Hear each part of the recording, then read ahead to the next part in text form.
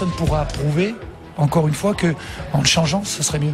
D'accord, on revient encore sur cette histoire d'hôtellerie là, que les Français dorment très cher, en fait, par rapport aux Africains qui, eux, dorment sur le terrain. Qu'est-ce que tu en penses de comment un sportif doit dormir? Proportionnellement à leur salaire, en effet, finalement, ce sont des tarifs plutôt acceptables. Hein. Je veux dire, quand on gagne entre 300 et 900 000 euros par mois, c'est même, je trouve, limite humble de se contenter de chambres à seulement 600 euros la nuit. Après, moi je disais, il faut peut-être les comparer aux autres équipes et aux tarifs appliqués. C'est vrai que la France, si on parlait du Brésil, qui eux se contentent d'une chambre à 100 euros par mois, qui je pense doit avoir quelques quand même qualités. Mais bon, c'est vrai qu'ils ont raison. A priori, vu qu'ils y sont allés en vacances, tant qu'à faire, autant se faire plaisir et trouver la possibilité d'avoir le maximum de jolis souvenirs et de goûter le meilleur champagne d'Afrique du Sud, parce qu'ils font du très bon champagne là-bas. Une excellente production viticole.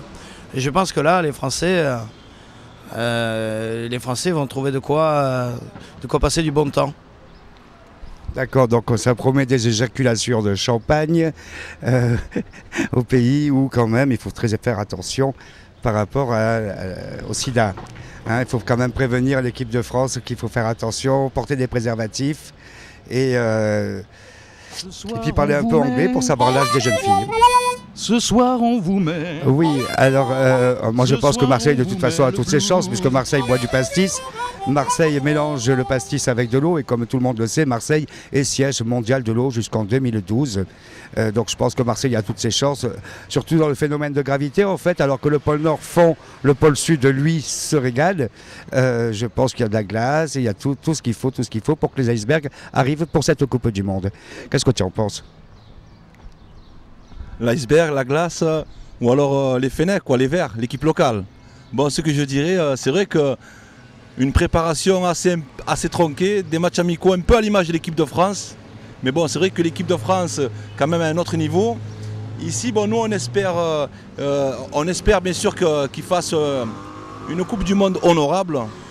Et en plus, en tant que Marseillais, supporter de l'OM et supporter de l'équipe d'Algérie, vu mes origines, ça serait sympa que des deux côtés on fasse un mondial plein, surtout bon, bien sûr pour la France en tant qu'ancien champion du monde, mais ici à Marseille, deuxième ville d'Algérie, où vivent beaucoup d'Algériens, c'est vrai que ça serait sympa d'avoir un petit résultat sans être trop gourmand. Voilà ce que je pouvais dire et je vais passer le micro à mon interlocuteur.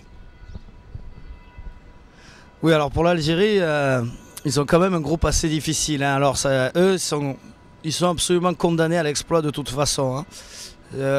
C'est un peu peut-être leur avantage, c'est-à-dire qu'il n'y a personne qui les attend. Ils sont condamnés à faire l'exploit, c'est-à-dire peut-être battre les États-Unis, mais ça risque d'être difficile. Mais bon, c'est sûr qu'il y a l'Angleterre qui est le moins jouable des trois équipes, qui devrait finir en première position. J'imagine mal Capello accepter que son équipe finisse pas première.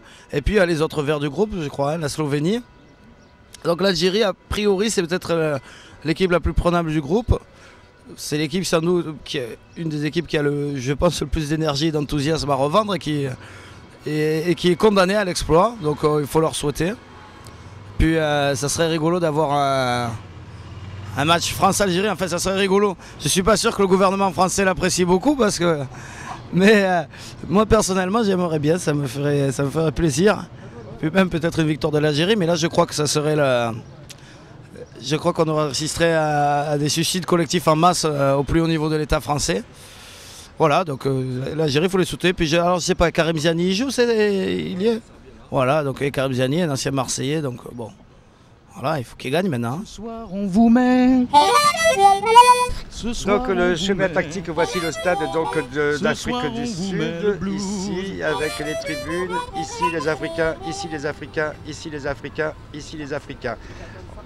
Au milieu du stade, d'un côté, il y a les Américains du Sud, ici, et là, ici, les Français.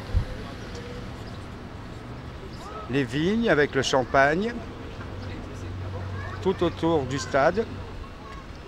Et donc en fait, au niveau stratégie, on a dit tous les Français en Amérique du Sud, toute l'Amérique du Sud en France. Voilà. Comme ça qu'on peut gagner. Ça, c'est une causerie d'avant-match. On pourrait l'envoyer à Domenech. Hein. Ah ben là, tu as le plan stratégique, il n'y a pas de souci. Ce soir, on un pronostic pour France-Uruguay et un pour Algérie-Slovénie, donc qui aura le dimanche. Alors, France-Uruguay, je dirais un partout. Et Slovénie-Algérie, bon allez, j'aurais bien mis un partout, mais pour être un peu joueur, je vais mettre une victoire de l'Algérie. Voilà. Et pour l'équipe du Blues, je ne sais pas contre qui elle joue, mais je vois bien une belle victoire aussi. Ben, alors, l'équipe du Blues, c'est le seul pronostic que je peux faire, hein, parce que sinon, tu sais que j'y comprends rien.